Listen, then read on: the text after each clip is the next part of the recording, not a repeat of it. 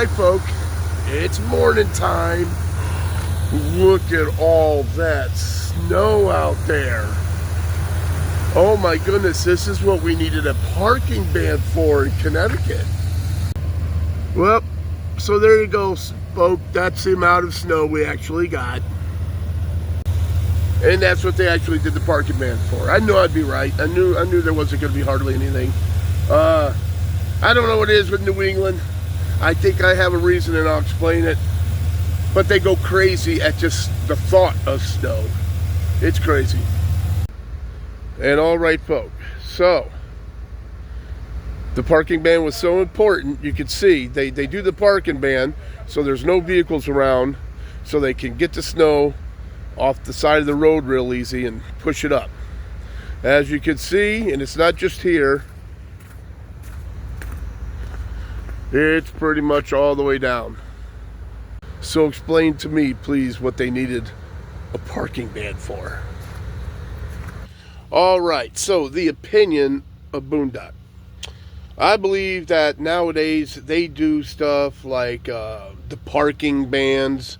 There can just be a rumor of the possibility that it just might snow a bit, and they cancel school.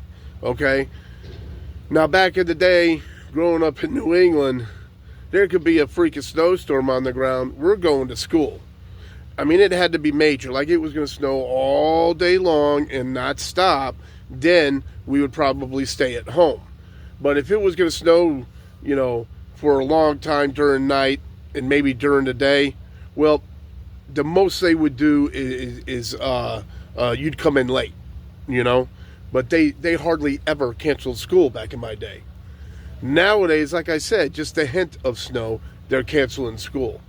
The parking bans, just a hint of snow, parking ban. All sorts of stuff. And my opinion as to why is legalities. You're looking at a country, I think with every other country in the world combined does not equal the amount of lawyers we have in this freaking country. So all it takes is for the bus, to swerve and bump a tree or something like that. And how many parents are you going to have suing, saying, oh, their children are traumatized, stuff like that. Or, God forbid the snowplow goes by and hits a window and they're or a mirror. Don't just get the mirror replaced. Go crazy trying to, get a whole new car. That's what these people would do. So I think that the early snow, calling out of school, parking bans, this and that, everything they do now is legalities. Is they just don't want to be held responsible if there's some type of accident or something out there. And that's my opinion on the matter. Because I'll tell you what, growing up, we went to school. We walked in this shit if you had to. If you were too close to school, you had to walk. That's just the way it was. Unless you had a parent that wasn't working and could bring in. You know what I'm saying? The buses ran. They put freaking chains on the tires and said, let's go. So they weren't messing around back in the day. But just the way it is, New England's getting soft. I think America's getting soft. It's a bunch of softies now, So anyways, all this stuff reminds me of that saying I said in a video a little while ago that I heard. It's hard times produce hard men. Hard men produce good times. Good times produce soft men. Soft men produce hard times. We're in that soft men stage. Well, all right, folks. So we have a little bit of a situation with Butchie today. I have kind of dealt with this before. When we were in Ohio, he got excited and he was scratching in his crate at the gate, and he broke one of his nails on his paw, and it was kind of like sticking up really bad. And I tried to get it off, and he would freak out. And my ex, he likes my ex, so she tried it, and every time she would try, he didn't bite, but he would kind of get at her. So she was nervous to like kind of yank it and hurt him and him possibly bite. So I called the vet, and basically the vet, all they did was wrap it, put some ointment on it, give him an antibiotic, give him a painkiller, and send him home.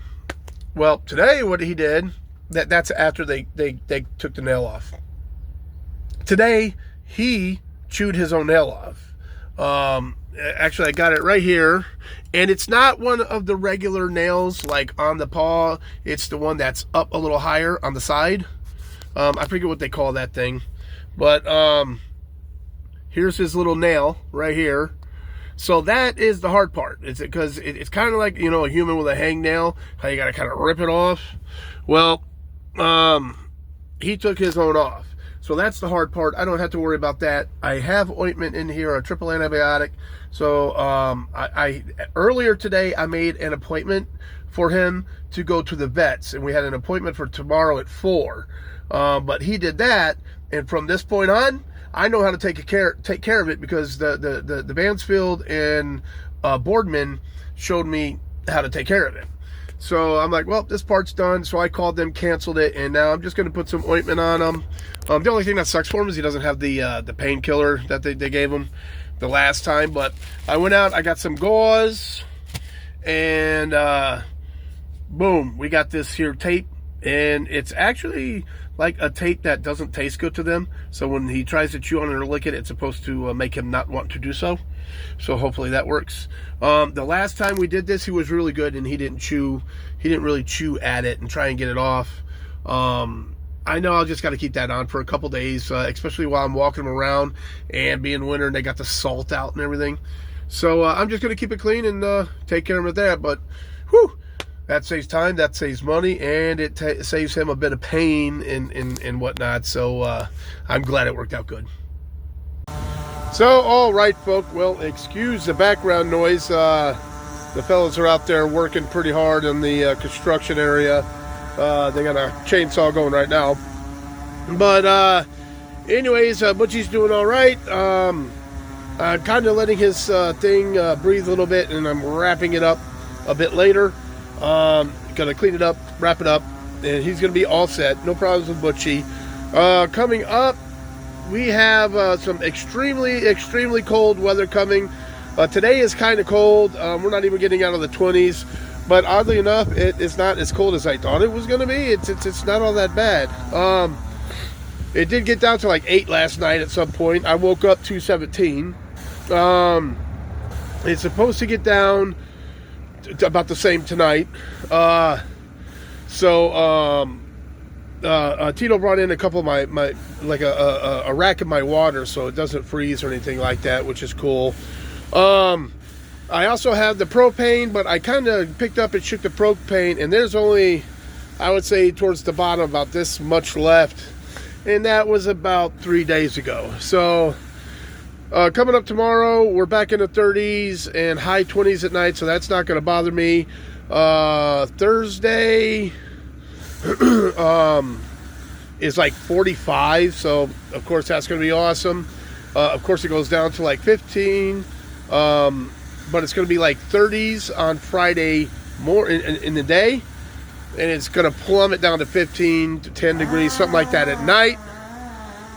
And that's the way it's going to be for like the next week or so. It's going to be single digits and teens at night, and there's a couple, most of the days we're not even getting out of 20s, so it's going to be very cold. So what I'm going to do is take that tank, even though there's going to be a little bit left in it, I'm taking it, returning it, going to exchange anyways, because I want to make dang sure I do not run out during this cold snap. So anyways, like I said, Butchie's doing fine. Everything's cool. Gonna stay nice and warm. No worries. So we're gonna call this a video for the day. So until next time, don't forget, always forward to the next adventure. The vlog is down.